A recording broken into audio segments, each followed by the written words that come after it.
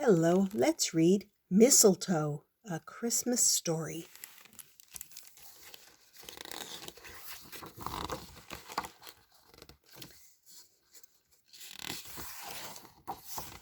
Mistletoe greets the chilly morning. Snow is falling. What a beautiful day. Finally, it feels like Christmas, she thinks. By the time she gets to Norwell's house, the snow is almost up to her knees. Norwell, come out. It's snowing, Mistletoe calls. Norwell watches Mistletoe. It sure looks cold out there, Norwell says to himself. Too cold for this elephant. Mistletoe, it's cold out there. Why don't you come in? Sit by the fire and have some tea. Just a drop for me and a cookie crumb, please, says Mistletoe. And after tea, we can go for a walk in the snow. Norwell and Mistletoe sit by the warm and toasty fire. Isn't this nice, Mistletoe? Asks Norwell. Oh, yes, indeed it is, Mistletoe agrees. But wouldn't it also be nice to take a stroll in the snow? Later, Mistletoe helps Norwell decorate his tree. After we top it off with a star, can we go out and catch snowflakes on our tongues? Says Mistletoe. I don't know. Norwell walks to the window. He watches the snow fall. Brr, he says. It looks even colder out there now, Mistletoe. I think I'll stay home where it's cozy. So Mistletoe puts on her hat, coat, scarf, and mittens, and sets out on her walk home. She soon finds herself in a field of snow. As evening approaches, the world turns blue. She stops. She is as quiet and still as she has ever been. Norwell should be here with me to listen to the falling snow, she thinks. Suddenly, she has an idea. Mistletoe cannot get home fast enough. When she gets inside, she tosses off her snow-covered clothes, climbs into her attic, and finds just what she needs. All these are labeled yarn.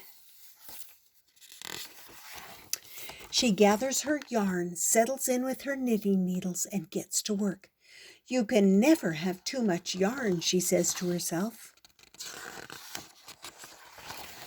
Mistletoe knits whenever she can. She knits when the sun comes up and when the sun is down.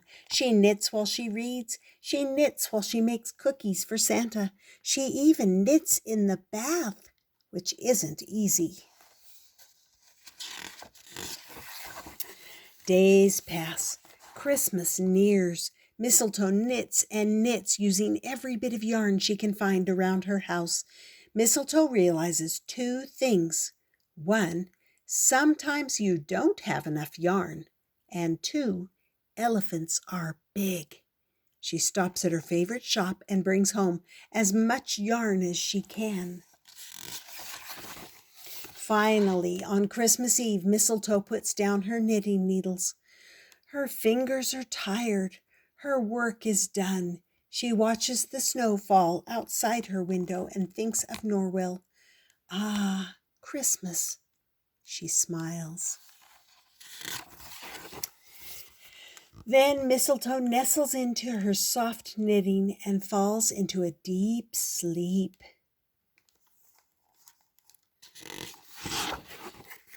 The next morning, Mistletoe opens her eyes as the sun fills her living room. Christmas is here.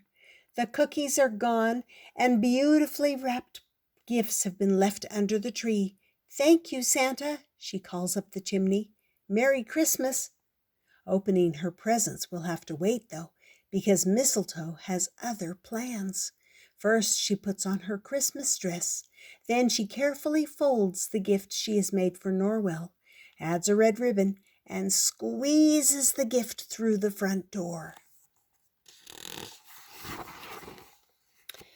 Mistletoe pulls the heavy gift behind her.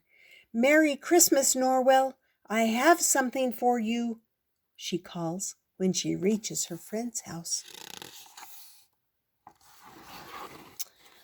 Merry Christmas, Mistletoe, Norwell says. Come in, come in. I have something special for you, too.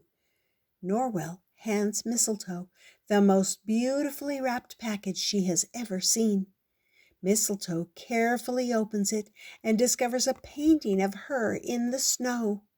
It's perfect, Norwell. You do love snow, Mistletoe. Indeed, I do. When it's Norwell's turn to open his gift, Mistletoe asks, Do you know what it is, Norwell? I don't know what it is, but I love it. Oh, Mistletoe! It is so colorful and soft, Norwell exclaims. It will keep you toasty and warm, Mistletoe tells Norwell. Outside in the snow.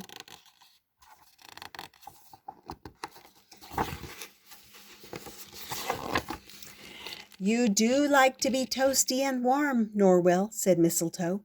Indeed I do, agreed Norwell. And he was. How did you like that story? That was called Mistletoe, a Christmas story. I hope you enjoyed it and that you subscribe and come back often.